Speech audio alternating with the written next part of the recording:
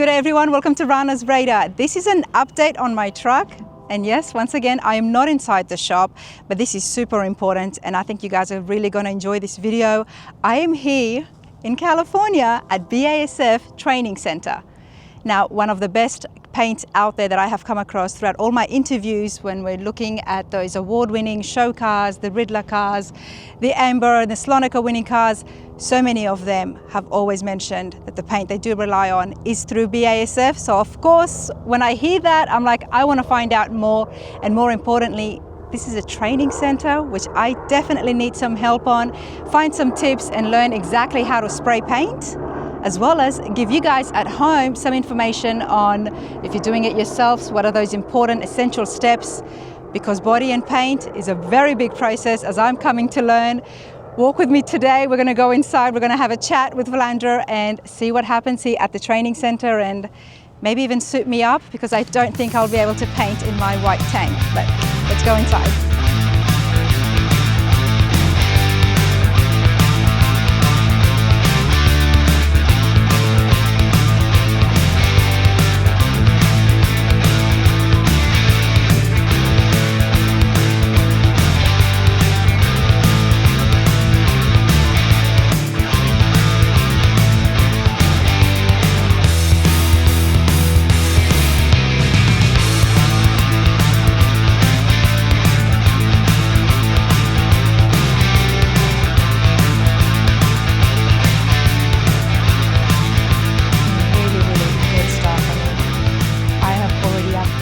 So much about it. Let's take a walk.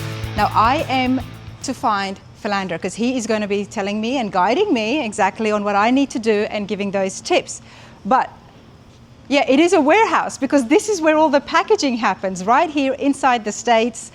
I mean, come over here, check this out. And you know these factories always excite me. There's rows and rows of boxes of nothing but awesome paint, labeling. It happens all here. There are people working, hi, and I have to go and find my technician, my trainer for the day. So this is super exciting. All right, everyone, there's lots here and I can see boxes. Now, let me be nosy and I don't want to be late.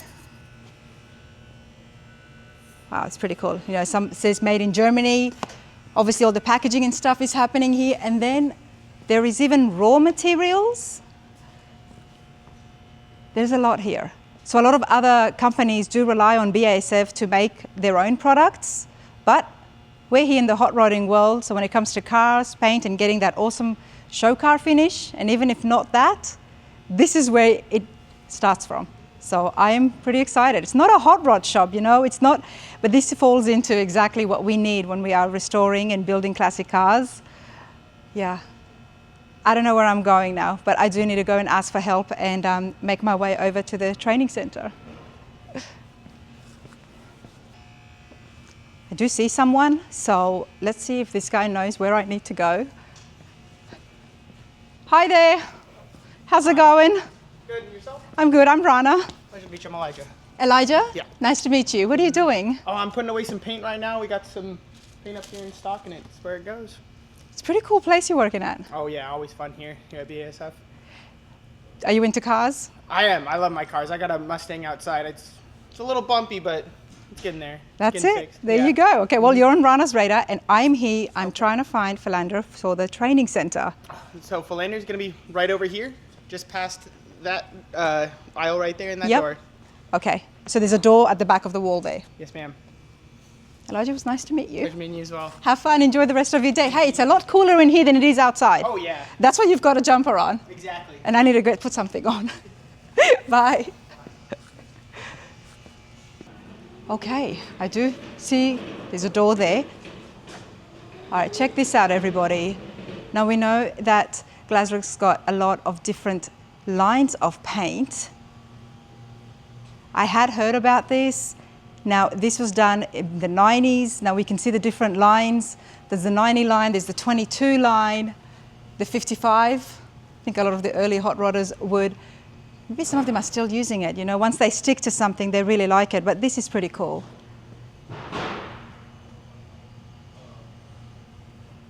And I believe somebody made this, one of the people that work here. So I was told. Yeah, this is pretty cool. Okay, I believe I found the door, so let's go inside the training center.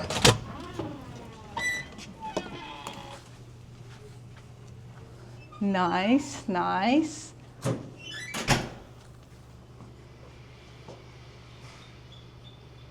think the 71 Maverick, that was by Jesse Greening, I believe. Greening's Auto Company loves BASF, and they have been on the channel before. The Duster. And Goolsby Customs, of course, as well. Okay, let's keep walking. Oh, there's a picture of Chip Foos here as well. I know that he uses Glasurit and loves BASF, so I don't think that's Filander. Okay. Okay, hi. Hello. I think I found him. Welcome. Welcome. Filander, good to meet you. Nice to meet you as well. Well, welcome. Thank you so much. I'm excited to be here. Well, we're excited to have you here. This is an absolute classroom you've got. Yes, yes. So this is where we do most of our trainings for BASF, whether it's any of our premium brands, Glasurit, RM, also any type of technical training. Okay. So I like providing anything from the bottom up. So if it's a prepper that needs advice, I go ahead and I'll put a training curriculum for a prepper all the way over to an experienced painter just looking for a certification. I'm definitely in the right hands. Let's start right at the beginning, everybody. Now, Filander, tell me about yourself. You are a technician here, one of the lead technicians. There is several different training facilities that BASF has got. First of all, how long have you been with BASF? I've been with BASF 4 years now. I come from a painting background. I grew up in the restoration shop with my uncles. Pretty much was bred into becoming a painter, and okay. Now I have the luxury of having this role as a training instructor, and I am one of 6 trainers. All of us have different facilities. I handle here in Buena Park. Mm-hmm. We have Hector in Houston. We're actually looking for a trainer right now for Jessup in Baltimore area. So people looking for work, for workers, is not limited to the hot rod shops, everybody. I'm here at BASF, massive, massive company. We hear about it all the time, and here you are, you're looking for a painter or a technician, somebody who've sprayed a lot, and like yourself as well. This is what you grew up in. It's in your blood. So naturally, you'd be the best person to be teaching, and especially newbies like me, on exactly how to spray. Okay, I can teach you the right and the wrong, and also what a typical painter would do in a situation. So okay. Not everything's by textbook, but here in the training center, we teach everything by the book, because everything by the book, it always works. Yeah. Now, could there be other ways of making things easier? Sure, but as long as you follow by the book, it's always gonna work right the first time. Well, that's the best way to start, because obviously everyone would naturally develop their own unique style. And we've seen through our hot rod shops, the builders, and everyone's little paint area is different. Yeah.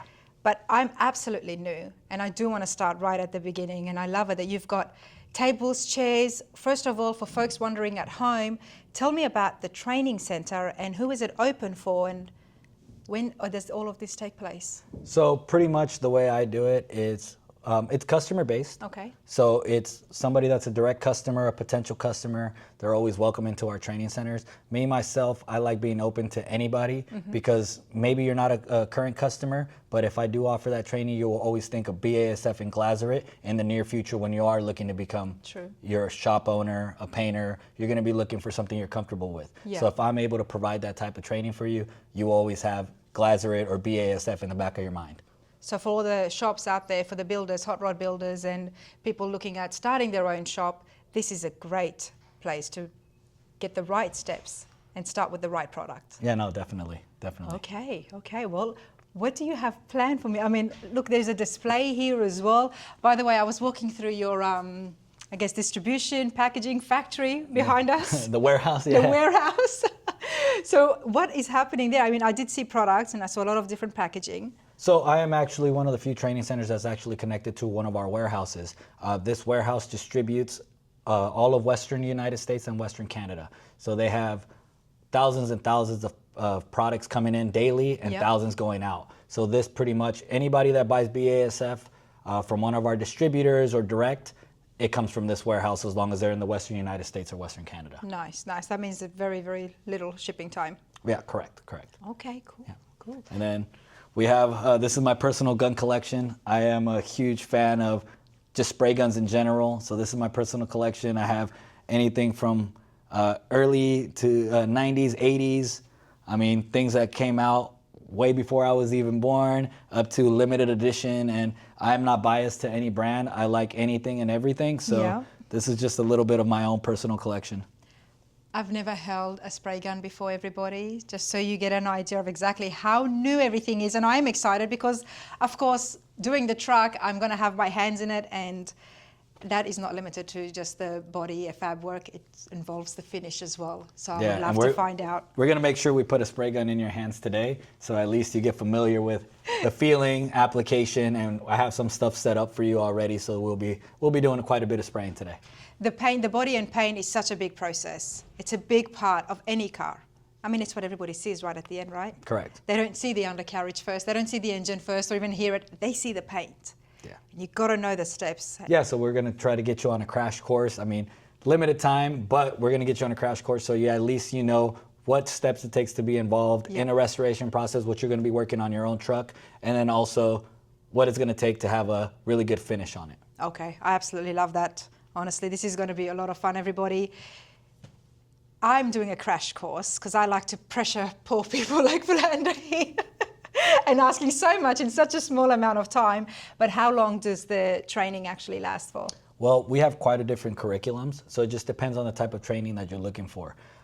If you're looking for just a certification in general, you're already an experienced painter, you're looking for an ICAR certification, things that the insurance companies ask for, there's a 1 to 2 day class that we have, and we have something that's online as well as in here, shop-based. But if you're also a prepper, you're trying to get into the industry, I have a 1 to 2 day also prepping class, color matching class, advanced techniques for any of our brands or any of our lines, whether it's RM or our 90 line or Glasurit 100 line. So we do quite a bit of different classes, but me, myself, I like whatever the customer needs, that's what I'm going to put together. I love that. I'm going to have the details on the screen, everybody, as well as in the description, so you know exactly how to get in contact with Filander if you've got more questions about that. Yeah, I'll go ahead and I'll give you my contact information. You're more than welcome to have anybody reach out to me directly, or I'll also give you our contact to where they can find our training schedules. If they're not a current customer, how to go about looking for training or a distributor near you. I can give you all that type of information today. Love it, love it. I mean, I hear BASF all the time, and it has been mentioned on the channel before as well, and we saw some of the awesome cars, you know, there was a Greening's car there, and Goolsby's was there as well on the wall, and of course, Chip endorses this. He loves the product. Yeah, yeah. So Chip's a great guy. I'm in the right place, but what are we going to do? What are we going to start off with? Because everything is very new to me. So I'm going to start off with just a quick little classroom setting just so I can explain to you the actual processes, the products that go along with it. Yep. Won't get in depth on actual part numbers, but I'll tell you the type of products that go, especially in a restoration, which steps, what products to use, and then we'll go into the shop and we'll actually spray some color, spray some clear coat. That way you can get familiarized and finally put a gun in your hand. Let's do it. All right, so all right, everybody, this is some really, really good stuff. I mean, I'm absorbing so much in. There is a lot of information on the slides, but it is explained really well. I've just been learning about the primer, the undercoating, and as well as sealer, and I've got questions answered, so I'm super happy. I am going to get Filander here to just give us a few more points on, for you got a lot at home, on helping you when applying your primer and sealer as well, and where you might need to use it and where you may not need to use it. Yeah, so with primers, right, you have different primers that work for different areas or different types of processes that you're using in a vehicle. Anything that's bare metal, sandblasted surface, you always want to go with an epoxy to start off with. Epoxy primers are going to give you the best type of corrosion protection. After that, once you started doing your body work, you want to go ahead and use a poly primer or a urethane filler, right? The urethane filler, depending on which one you're using, are DTMs or not, but the DTM does not necessarily state that it's for all bare metal. It's for little cut-throughs, little burn-throughs. Large areas of bare metal should still be worked on with an epoxy prior to it. Going back to a polyester primer is going to give you a higher build which a lot of car builders or people that are doing restorations like it, because you have more body to actually work on it and work on your body work. You have more build of your primer. As far as sealer is, I know some people use it, some people don't. It just depends on the type of finish that you're doing. If you're a very experienced prepper working on the actual restoration, you might not need the sealer, because you are an expert in your craft and you're very tedious and meticulous in what you're doing as far as your finished work.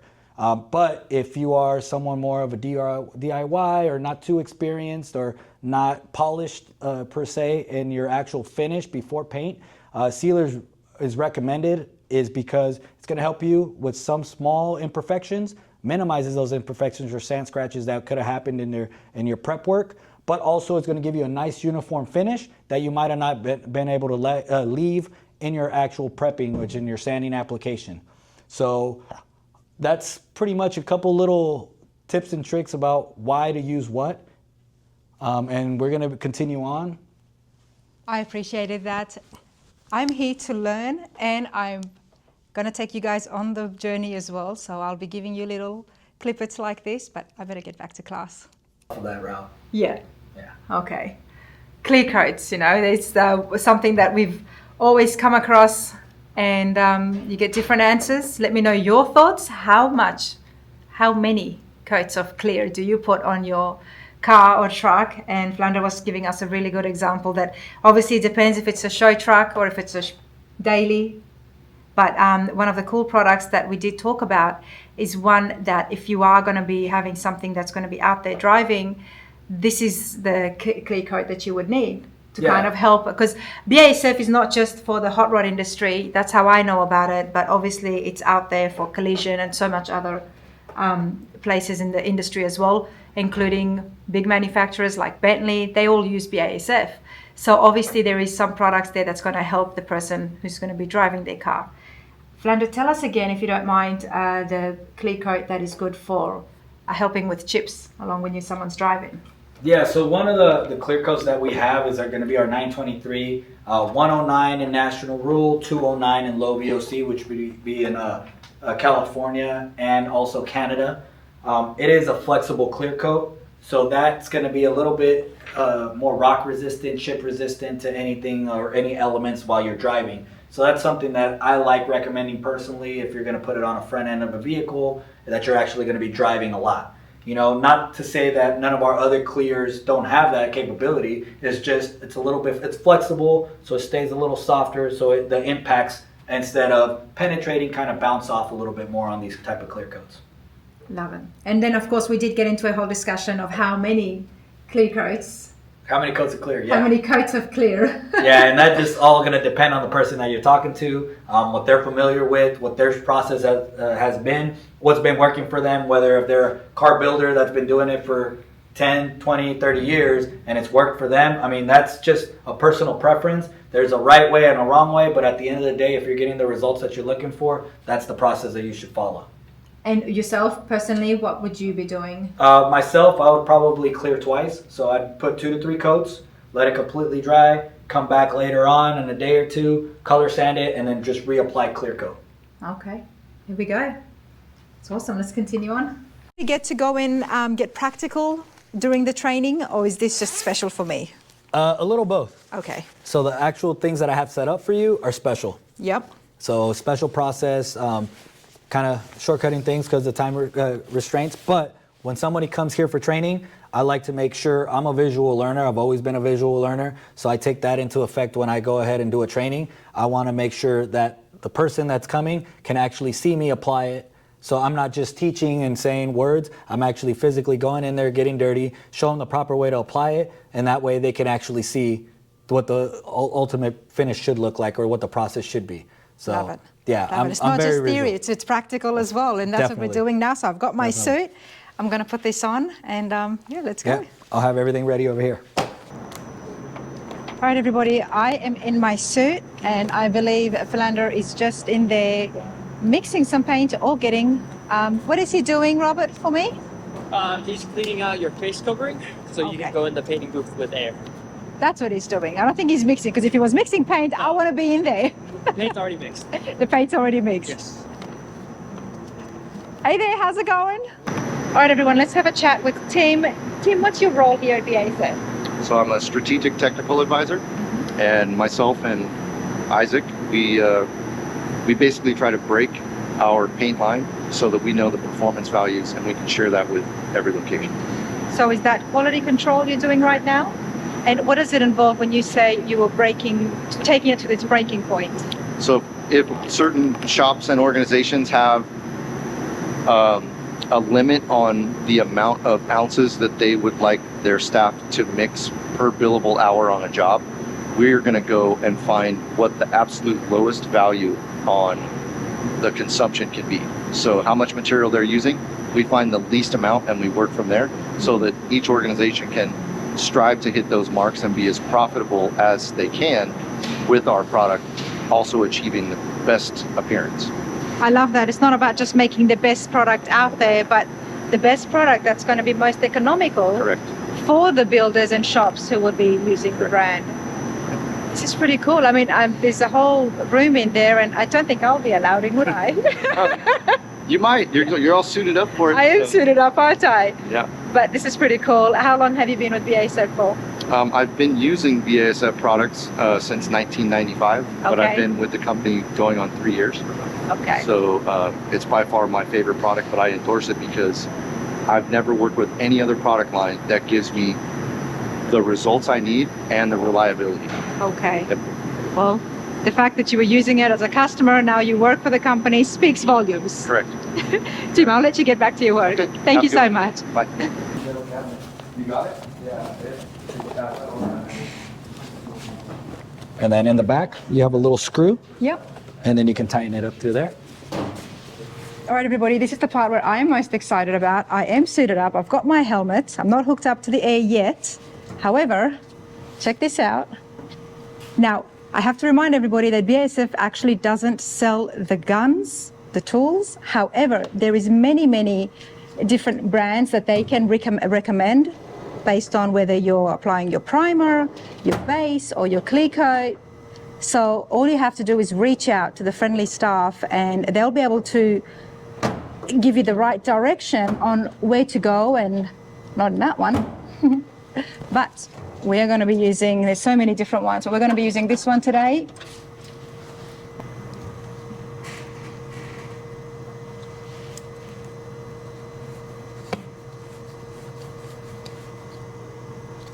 Okay. Let's go shoot something.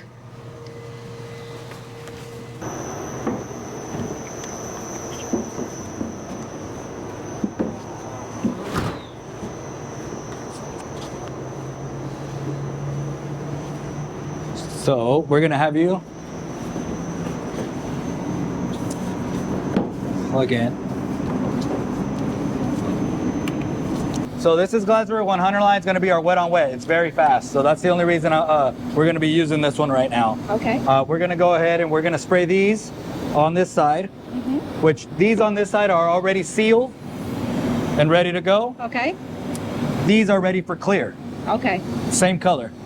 Okay. So what we're gonna do is we're gonna spray these just so you can see the application of base coat. And then I already have clear made. We're gonna come and put clear coat on these. Nice. This is what your process is gonna be on your vehicle. Okay. These were already cleared. We color sanded them with 1000, and we're gonna re-clear them. So they're gonna get that shine with that deftness, correct. Nice. Okay. And these right here are just sealed silver, gray, that we're gonna go over with this. Okay. Yep. Okay, so biggest thing is also, just because you have an expensive gun or expensive equipment doesn't mean you don't have to regulate it properly. There's a right and a wrong way to regulate a spray gun like this. 95% of painters that I deal with it, because they come from an old school generation, old school technology, they don't ever regulate a gun properly. They'll say, oh, I do it by ear, I do it this way, I do it that way. But at the end of the day, the proper way to regulate a spray gun is adjusting the air at the wall. Okay. So what we're gonna do is we're gonna grab our air line.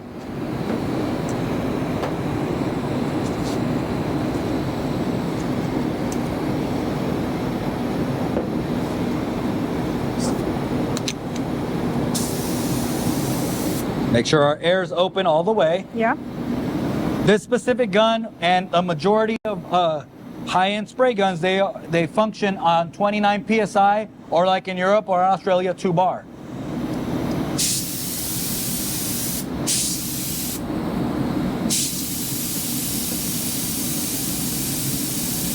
So it's at 26, 27. We wanted to come a little bit higher. So we're going to kick up our air a little higher.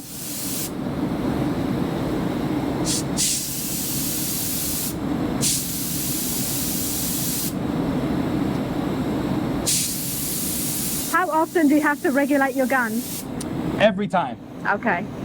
Every time you grab a spray gun, you want to regulate it. Just in case there's a fluctuation in air, or every spray gun travels differently through, the air travels differently through it, causing it to be a PSI or 2 differently. All right, so we're gonna go ahead and I'm gonna spray the first one. Okay. And then we're gonna go ahead and let you do the second one. Okay.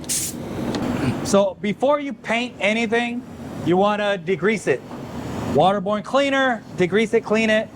And then right before you start painting, grab what's called a tack rag. This will, if you feel it, there's like a little sticky residue. Yeah. This is gonna help get any little dirt or debris that's sitting on the surface, and it's gonna pick it up. So you always wanna do this before you paint. And depending on who you ask, old school painter, new school painter, before you put clear. A lot of painters don't like doing it because they think if they paint it and then they go over the color, they might move the metallic. False. If your metallic's still wet, of course. But if it's fully dry, all the solvents are out and it's ready for clear coat, this is not gonna get anything off of it. All right?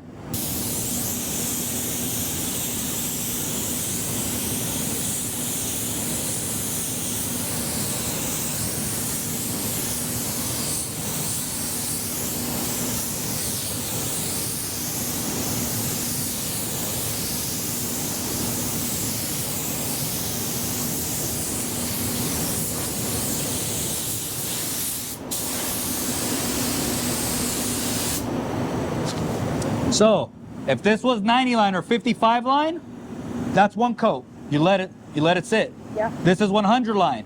So we have to do the second coat back to back.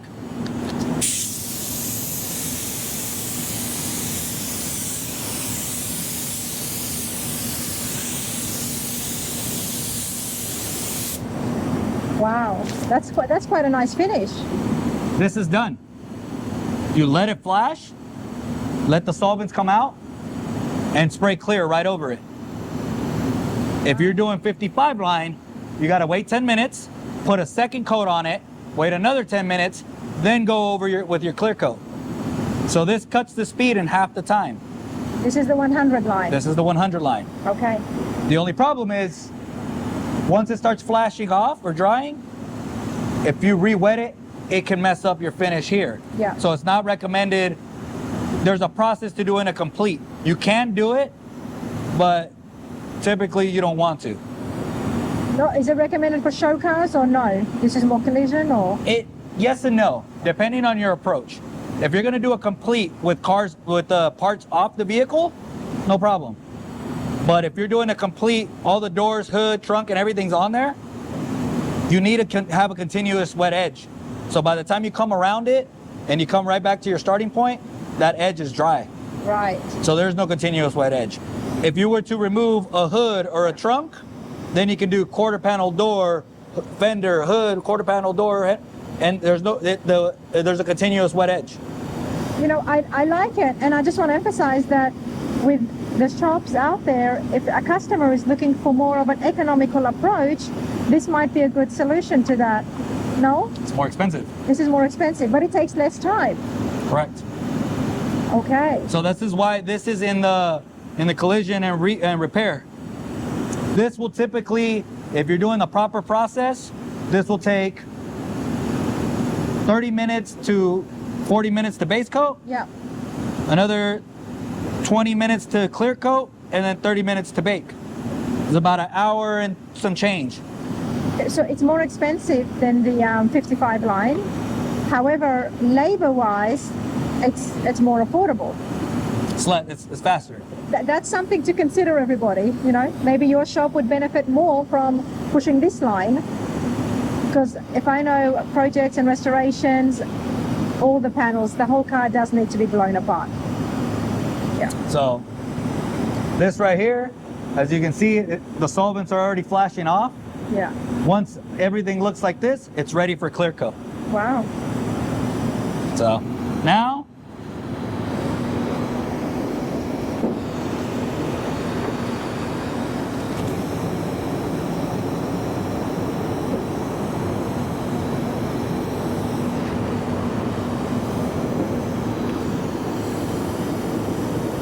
Any angle I should hold it? you want to keep it at a 90 degrees, so completely parallel to the panel.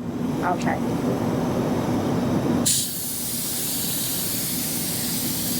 Wet my fingers. There you go. Wet my fingers. There you go.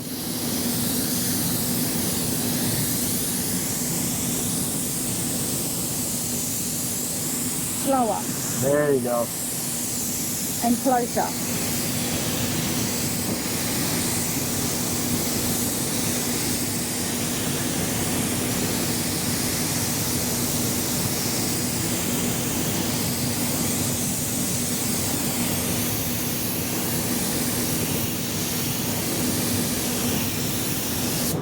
I know I went twice over that. Is that okay, or what?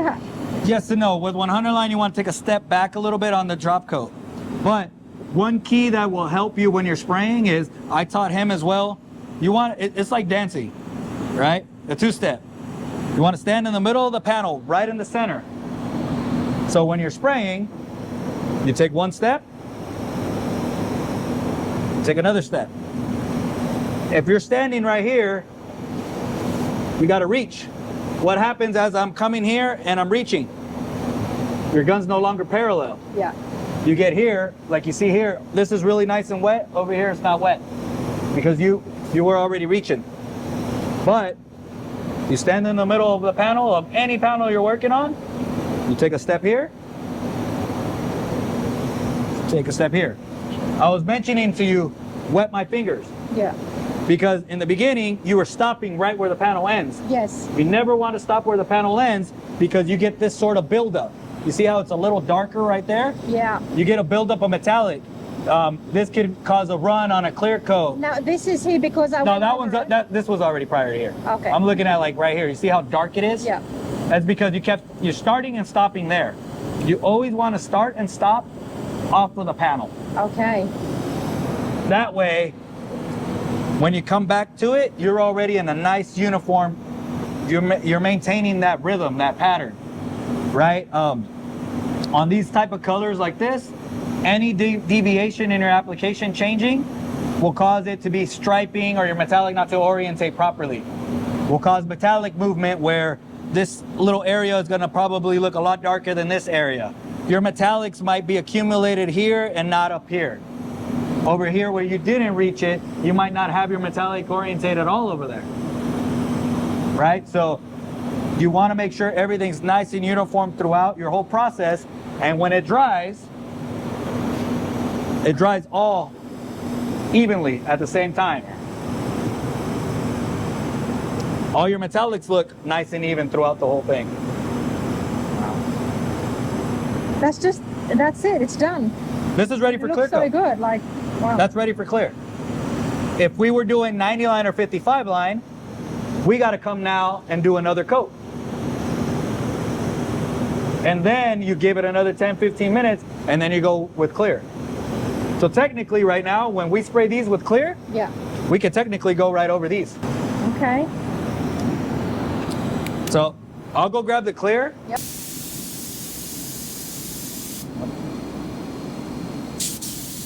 There it is.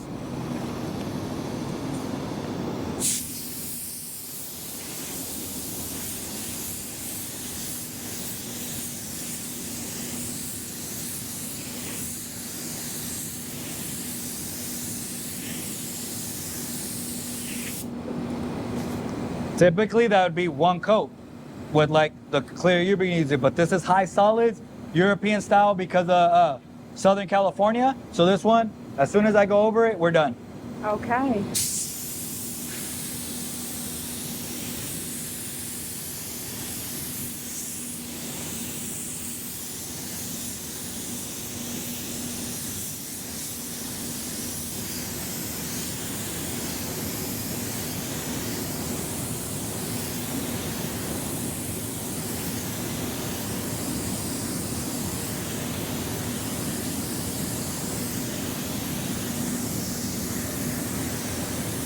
Okay.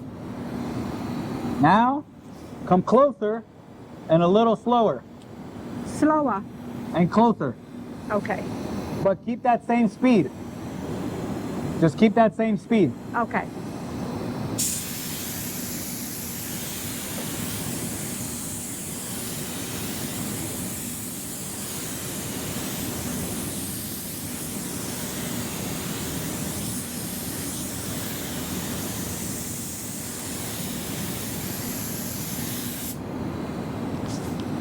So you want to be able to get the whole substrate.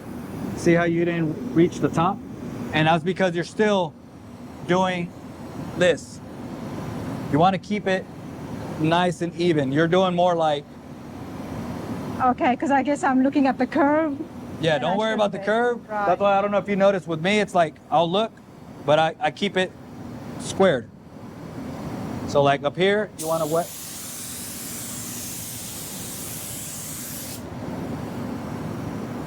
We have more clear, so. Okay, go.